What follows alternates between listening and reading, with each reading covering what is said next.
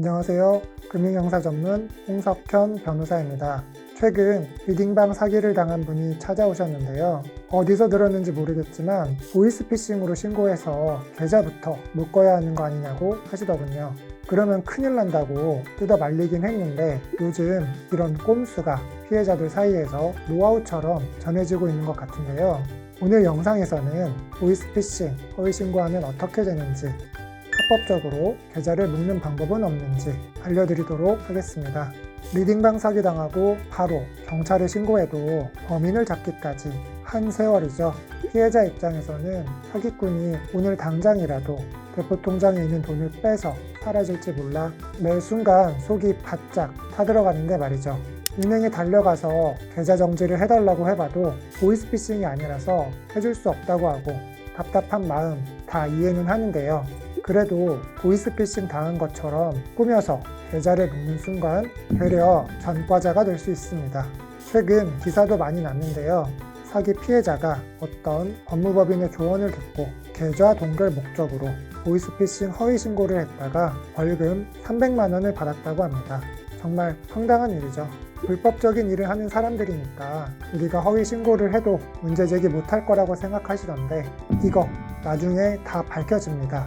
너무 안이하게 생각하시면 안 됩니다. 우리도 방법이 없어서 그런 거다. 그럼 다른 대안은 있냐?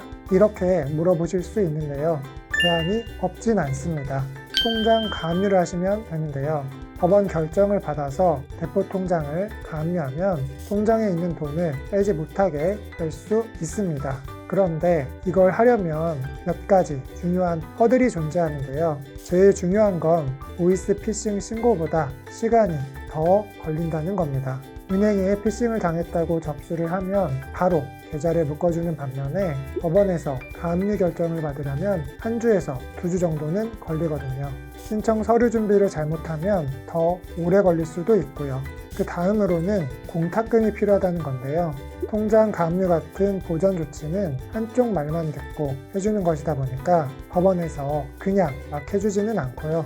법원 공탁소에 일정 비율의 돈을 담보로 맡기라고 합니다.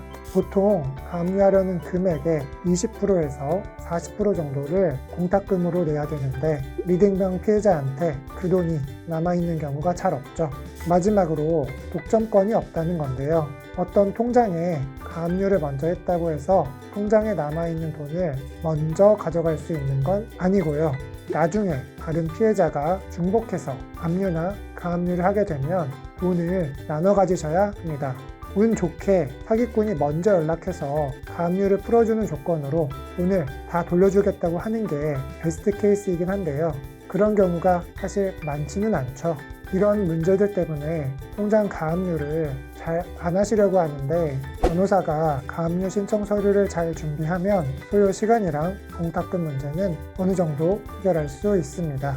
신청서만 봐도 리딩방 사기를 당했다는 게 명확하고 빠른 시일 내에 가압류를 하지 않으면 피해를 회복할 수 없다는 사정을 잘 어필한다면 빠르면 3일 만에도 결정이 나오기도 합니다.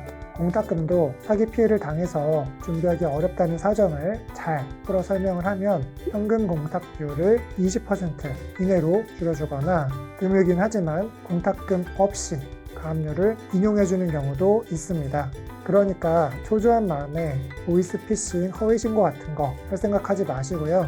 유능한 변호사 도움을 받아서 대포통장 가압류하는 걸 한번 고려해 보시기 바랍니다. 오늘 영상이 도움이 되셨다면 좋아요와 구독 부탁드립니다. 여기까지 홍석현 변호사였습니다.